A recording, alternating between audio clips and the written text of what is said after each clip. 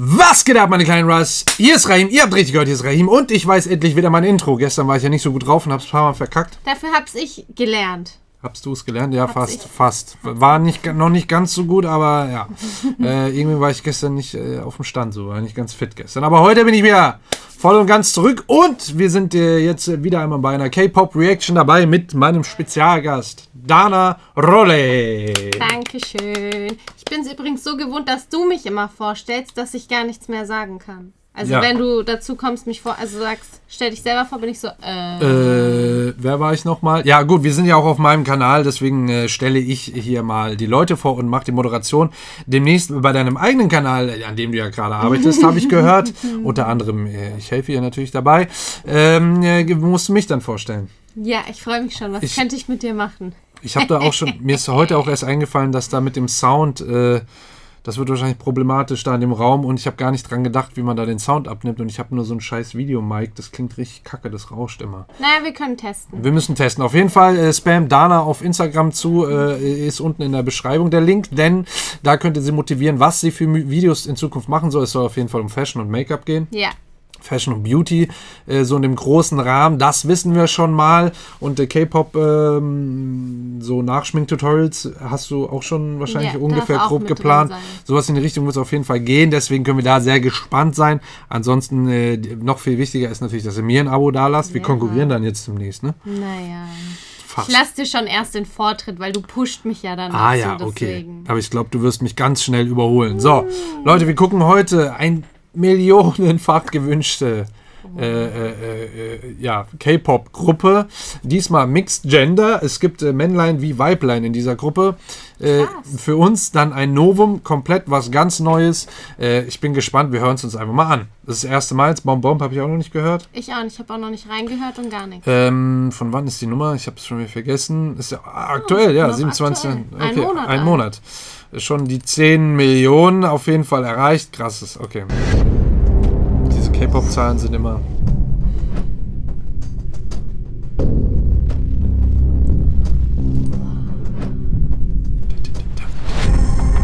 Da werden erstmal die Member introduced.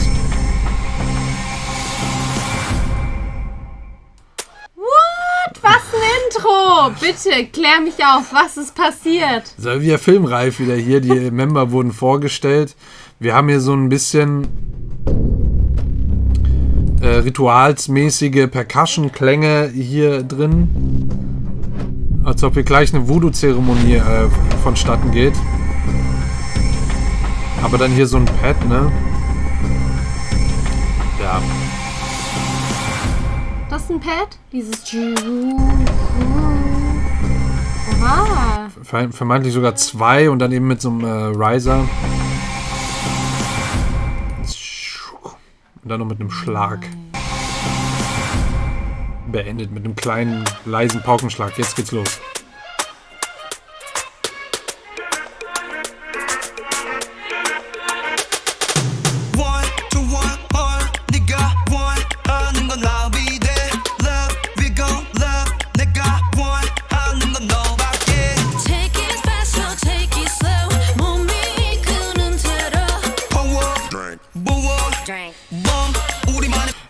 Geil. Ich wollte eigentlich gerade sagen, sie hat auch so eine Melodie drin, wie so ein... Als ob sie so eine orientalische Gesangsmelodie fast. Ja, auch die Instrumente hinten dran klingen sehr orientalisch und die Outfits sind mal wieder richtig nice. Ja. Leute, ihr wisst, hier wird viel angehalten aus Copyright- und Claim-Gründen, aber auch, weil wir das Ganze hier komplett auseinander analysieren. Also bitte dahingehend uns verzeihen und willkommen auf meinem Kanal. So ist das hier halt. Und auch dieses Tambourin, dieses und auch die ganze Location, das ist alles sehr orientalisch angelegt. Drank. Das mit dem Drank, das kennen wir ja aus dem einen oder anderen amerikanischen Song. Ist nicht Kendrick? Ja, der hat das auch auf jeden Fall gehabt. Das ist so eine tiefer gepitchte Stimme, also eben die Tonhöhe runtergepitcht und dann da aber auch nochmal ein bisschen moduliert. Das ist so ein Drank. Und bei der Frau das gleiche. Okay, da sind wir direkt schon im Pre-Chorus vermeintlich. Ein sehr langer Riser von hier. Der ausläuft. Die Pads hier und diese Vocals, die im Hintergrund sind, die so choreartig sind, die haben schon diesen Ducking-Effekt, diesen Sidechaining-Effekt, den ich schon mal erklärt habe, wo man quasi immer auf die Vollen, wenn da die Kick wäre, die ganze Musik dann immer leiser wird bzw. komprimiert wird. Das Pumpen.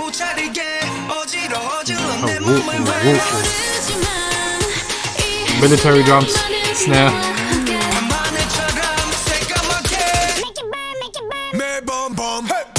Wow.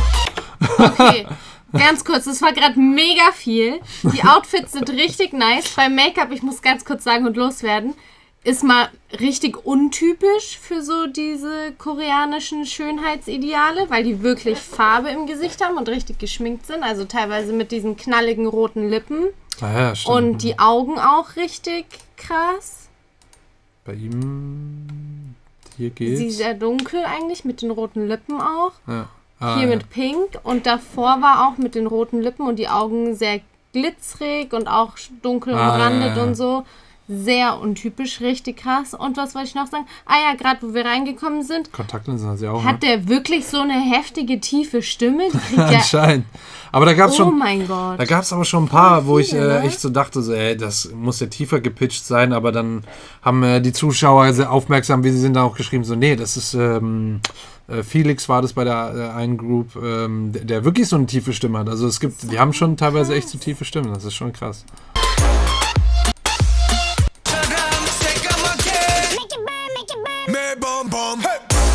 Das ist nicht gepitcht. Boah. Das ist auf jeden Fall seine Stimme, auf jeden Fall.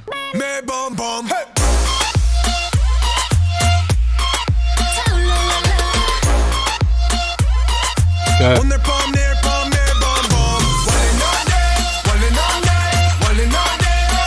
Also auch die Hook in 2 Parts geteilt. Hier eben auch mit diesen Epic Brass Section, also Bläser-Sektion, die diese Bomb, das sind immer... Dieses Fiepsige.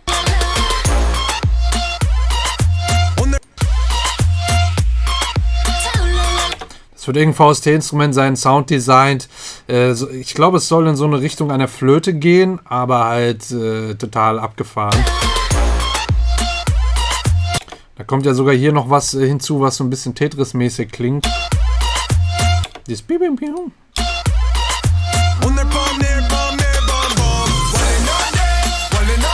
Das hier Claps.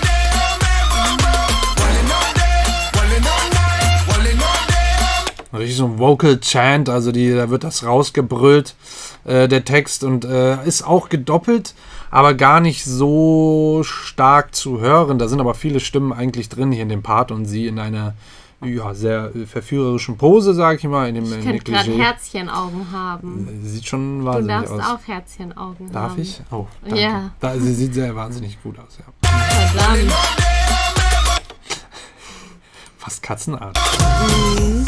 Und die Augen auch noch so, das Make-up so extra Feline-mäßig. Aber auch die Kontaktlinsen, oder nicht? Ja, kann sein. Geil. Aber fast alle harmoniegebenden Instrumente hier raus. Relativ dumpf zu hören, nur noch wahrscheinlich mit einem High-Cut wurden da alle Instrumente eben in den Höhen abgeschnitten, sodass man sie noch sehr dumpf hört und hier komplett Platz gelassen wird für den Rap-Part. Sehr, sehr geil.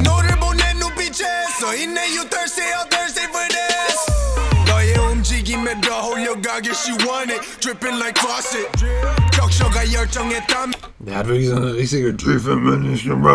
Ist halt krass, weil er gar nicht so aussieht. Also irgendwie schon. Also er hat schon die Ausstrahlung, aber von dem, was man hier so aus dem Europäischen erwartet, wenn man so eine Stimme hört, erfüllt er das definitiv erstmal nicht. Wenn man so an Asiaten im Allgemeinen, sag ich mal, denkt, niemals. Ja. Hätte ich niemals erwartet, dass auch so viele da so eine tiefe, krasse, bassige, starke Stimme haben. Die haben einfach eine andere Statur da drüben. eine beneidenswerte, muss man halt auch dazu sagen. Ne? Ist immer schön schlank. Trotzdem leicht muskulös noch. Leicht. Hier auch wieder mit dem Riser in den nächsten Part übergegangen. Ja, rapmäßig halt Abriss, ne? Braucht man gar nicht sagen. Auch vom Flow her. Hier so eine Ausnahmesnare. Also um das extra zu betonen, die vorher, also eher so eine Clap, die vorher nicht benutzt wurde. Eben wieder mit diesem EDM-Riser, der dieses Pumpen drin hat. Ne?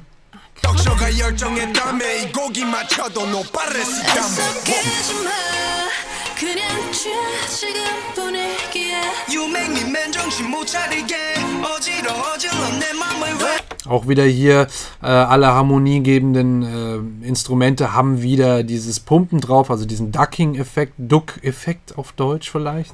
Also man hat das Gefühl, dass eigentlich das Ursprungssignal durchlaufen würde. Also zum Beispiel mein Ursprungssignal, das ich jetzt erzeugen kann, wäre ein A. A. Und wenn man dann einen Ducking-Effekt drauf macht, macht es A. So ungefähr kann man das.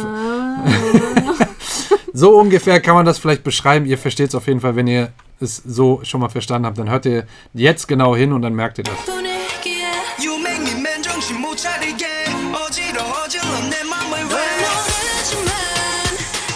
Ist halt sehr viel auch bei EDM-Songs zu hören, Dance-Songs, David Guetta, keine Ahnung. Also auch bei den Ami-Sachen müsst ihr mal drauf achten. Wenn dann noch eine Kick dazu kommt, dann wirkt das halt so, als ob die Kick unfassbar stark da raus explodieren würde und alles wegbumst.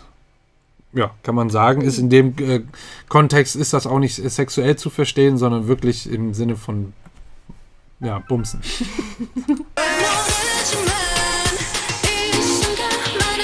Wieder das. Halt auch was sehr Besonderes, die Riser, die hier dann tonal auch verändert werden, dass dann so ein sehr offenes wird, also wirklich so einen Klang dann auf einmal bekommt von Noise, also von, wie sagt man auf Deutsch, Noise? Lärm, einfaches Geräusch. Ja, also von wirklich Geräusch nur noch. Das fällt mir gerade nicht ein. Naja, auf jeden Fall von Geräusch einfach wirklich in den Ton fast reingeht, in den Klang reingeht.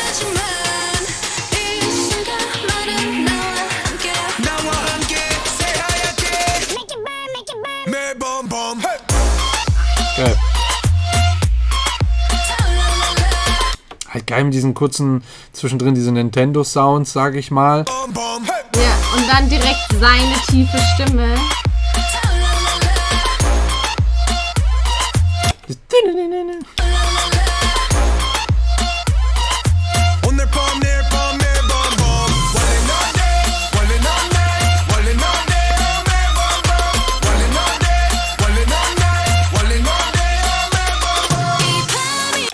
Man merkt auch, dass die Hook halt eher so ein Offbeat-Ding ist. Also man nickt auch zum Offbeat. Also nicht auf den Takt, sondern zwischen den Takt. Offbeat. Hat man so das Gefühl, weil die rhythmisch da so ein bisschen rumgetuned haben, dass man da eher... Es sind zwar trotzdem die Claps da, aber ja, man hat eben so das Gefühl, dass man da auch...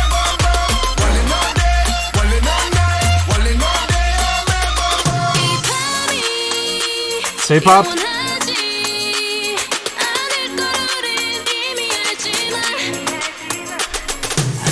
Die ganze Percussion wurde drin gelassen und so.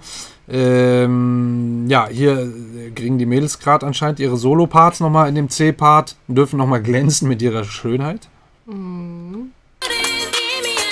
Auch richtig sexy, ne? So nass und Wasser und so, aber er ja auch schon. Ja, aber mega ungewohnt, dass es nicht so dieses... wie soll ich sagen, dieses junge, so Lolita-mäßige eher ist, sonst wirken die sehr mädchenhaft immer, aber hier wirklich so fraulich. Ja, so sensual.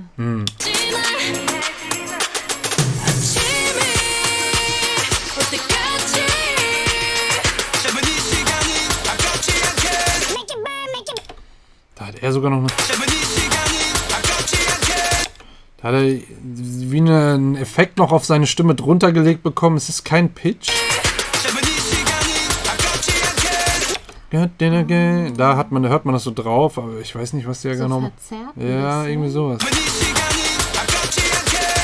Vielleicht ist es doch ein tief gepitchter, aber dann wirklich selektiv nur ein relativ enges Frequenzspektrum da rausgenommen aus dem tief gepitchten und dann noch verzerrt, so dass man wirklich nur einen sehr krassen, kurzen Detailbereich raushört und das dann, ich sag mal vorsichtig dazu gemischt und so, dass es dann zwar dicker wirkt im Klang, aber nicht dieses typische, ja, wir haben da eine tiefer gepitchte Stimme drunter.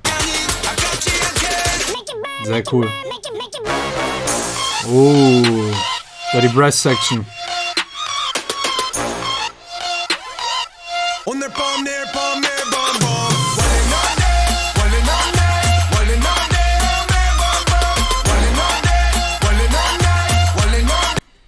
Da haben die wie diese orientalischen Frauen dieses Lalalala. Kann das sein?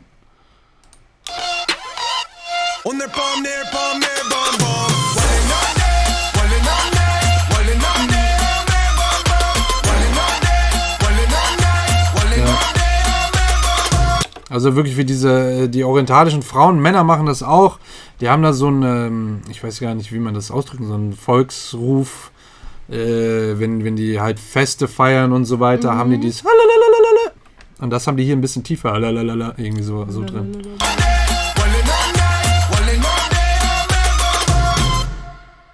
Krass. Und?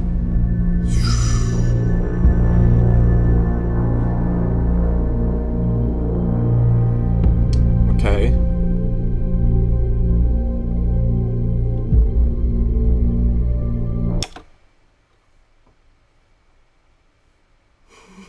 Willst du das kommentieren oder schauen wir uns nur an? Wir schauen nur an. Okay. Und genießen. Das ist halt immer schade, dass diese Endkarten dann drauf gehen. Krass. Ja, heftige Nummer. Ich kann jetzt auf jeden Fall verstehen, warum die Zuschauer gesagt haben, ihr müsst euch das angucken, Richtig, richtig coole, runde Nummer. Ich hoffe, wir haben diesmal nicht zu weit ausgeartet, damit Sarugan nicht so viel Arbeit hat beim Untertitel schreiben. Richtig cooles, rundes Ding. Mega, ich glaube, das ist bisher meine Top 3 jetzt. Echt? Okay, vielleicht krass. Sogar Nummer 1. Ich könnte das so aus dem Kopf nicht mal ausmachen, weil so viele krasse Sachen dabei waren. Doch, ich fand das jetzt echt mega. Das hat mich richtig umgehauen mit diesen orientalischen Elementen. Ich bin hin und weg. Das war wirklich cool, weil das wirklich mal was Neues war.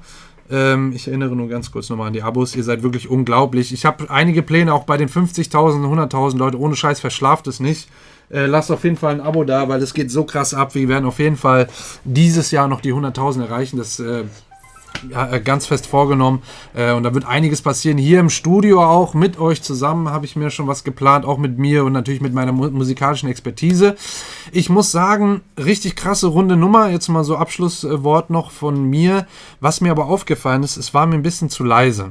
Also die Lautheit vom Mastering her, das ist jetzt aber tontechnisch, hätte lauter sein können und so ein bisschen war sehr höhenlastig, jetzt nicht negativ, nicht zu sehr, aber ist gerade wenn so eine Brass-Section in der Hook ist, die wirklich dieses Epic Boom, eine Brass-Section funktioniert halt auch viel in den Mitten, unteren Mitten und sogar in den Tiefen, macht das halt Sinn, wenn das dann am Ende im Master auch wirklich ein bisschen runder, also abgewogener ist, dass da, ich fand untenrum war zwar der Subbass und so und cool, aber so die unteren Mitten, manchmal haben wir so ein bisschen, ich weiß nicht, ob es am Master dann lag, hat mir so ein bisschen gefehlt, ist mir jetzt aber bei einigen K-Pop-Nummern schon aufgefallen, dass die sowieso im Mastering eher orientiert sind, das sogar noch mehr in den Höhen zu verlagern, als die Amis das sowieso schon machen und die Deutschen sind da sowieso noch nicht so ganz so krass.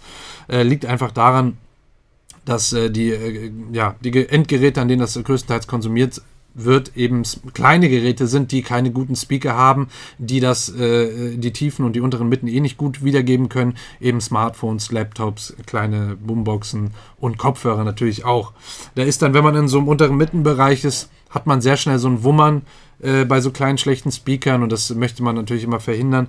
Und bei den K-Pop-Sachen ist mir schon aufgefallen, dass eher immer so in die Spitzensachen. Und das war jetzt hier aber nicht, auch insgesamt, die Lautheit war nicht ganz so krass da, wie ich jetzt bei den ein oder anderen Nummern auch schon gehört habe. Aber da waren schon ein paar Sachen, wo ich sagen würde, die könnten echt wenn man so Referenz hört mit Ami-Sachen, so A-B-vergleichmäßig, macht man da immer im Tontechnischen, fahren die sogar besser oder gleich auf, was ich glaube, es gehört auch zum internationalen Verständnis dann dieser Musik auch dazu, dass die dann auch in der Lautheit und so im Gesamtklang natürlich auch an Sachen sich anlehnen sollten oder erinnern sollten, die schon große Hits sind weltweit. Und da haben die Amis natürlich weltweite große Hits, sehr viele. Die K-Popler ja auch, wissen wir auch. Aber sind dann bei den Nummern, die dann auch weltweite große Nummern sind und wirklich auch viel auf der ganzen Welt gehört werden, die sind dann auch tatsächlich vom Sound her wirklich auch so, dass man sagen kann, das klingt auch wie eine Ami-Produktion. Gut, hier bei dem Ding mit den 10 Millionen innerhalb von einem Monat, das ist natürlich auch eine Weltnummer, aber mir persönlich fehlte so ein bisschen die Lautheit. Ich musste zwischendrin sogar echt lauter machen. Vielleicht habe ich auch schon zu viel Musik gehört heute. Weiß ich nicht. So, jetzt habe ich aber wirklich noch viel zu lang geredet zum Schluss und wünsche euch einen schönen Tag. Ich auch. Ja, und vergesst nicht zu abonnieren. Ganz wichtig.